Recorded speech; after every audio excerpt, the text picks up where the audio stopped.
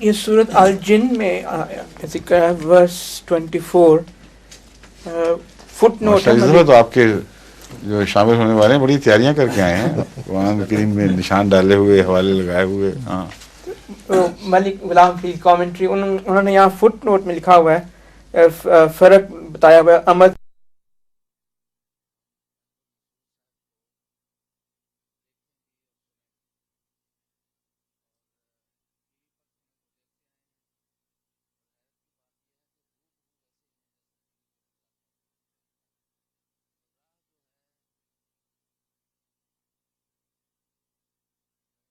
آمد اور عبد. اچھا تو آیت جو ہے وہ یہ ہے کہ الا بلاغ من اللہ ورسالاتہ ومن یعص اللہ ورسولہ فإن لہ نار جہنم خالدین فیہا ابدا. تو میرا سوال یہ ہے کہ یہاں انہوں نے فرق امد اور عبد کا کیوں بتایا؟ کیونکہ ویسے جہنم کا تو قرآن شریف میں صرف عبد کا ہی آتا ہے ذکر، جہنم اور جنت دونوں کا عبد میں ذکر آتا ہے، یعنی ابدا آتا ہے.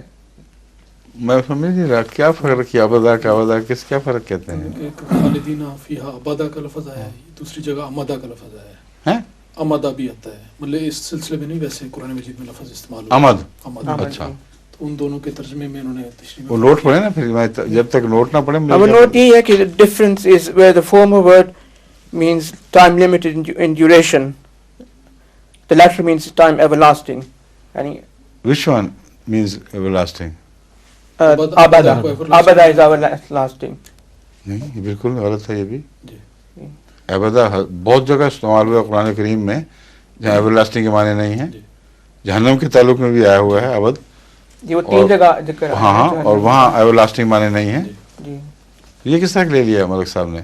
تو وہ مجھے ذرا مجھے کنفیوژن ہو رہا تھا کہ کیا انہوں نے کیوں نہیں، جو مجھے بھی کنفیوژن کر دیا آپ نے کہ پھر ان معنوں میں اس یہ بات سمجھنے میں کنفیوژن کہ ملک صاحب نے کیوں ایسی بات کی. بڑے چوٹی کے علماء میں سے ہیں، بڑے محتاط ہیں، بڑی انہوں نے محنت کی ہے اس کامنٹری پہ. تو کوئی بات سمجھاتے وقت کوئی چوک گئی ہے، کوئی بات جو کہنا چاہتے تھے وہ نہیں کہہ سکے، کچھ اور کہہ گئے ہیں، یا آپ کو اور مجھے سمجھنے میں غلطی لگی ہے، ورنہ یہ بات تو ہو ہی نہیں سکتی کہ ملک صاحب یہ فرق بیان کریں کہ ابدا کا معنی ہمیشہ ایور لاسٹنگ ہوتا ہے. ابدا کا معنی ایور لاسٹنگ بھی ہے اور لمبی مدت کے لیے بھی لفظ ابد استعمال ہوتا ہے، اور ایسی مدت کے لیے بھی میرے نزدیک جو ایور لاسٹنگ محسوس ہو.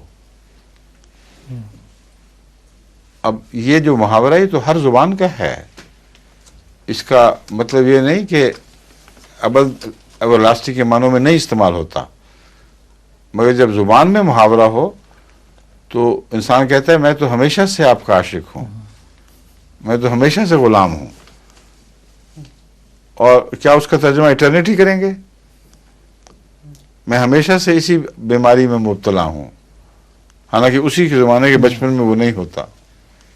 یہ ہمیشہ میں ایسی بات کرتا ہوں، ایسا کرتا رہوں گا. تو ہمیشہ ابد کا لفظی ترجمہ ہے جس کا مطلب ہے ایٹرنلی، فار ایور. تو اس سے ہرگز انکار نہیں کہ ابد کا جو لٹرل معنی ہے اس میں ہمیشگی پائی جاتی ہے، مگر اس سے ہرگز انکار نہیں کہ اہل زبان جب ہمیشہ کا معنی استعمال کرتے ہیں تو موقع اور محل کے مطابق اس کا ترجمہ کیا جاتا ہے، اور ہر استعمال میں ہمیشگی کا معنی نہیں ہوا کرتا. سمجھ گئے؟ یہ بات پکی ہے. باقی اگر کچھ غلط فہمی ہوئی ہے تو چیک کروائیں بعد میں کہ کیا لکھا گیا ہے، علماء کو سے پوچھیں کیا ہوا ہے. ظہور مہدی آخر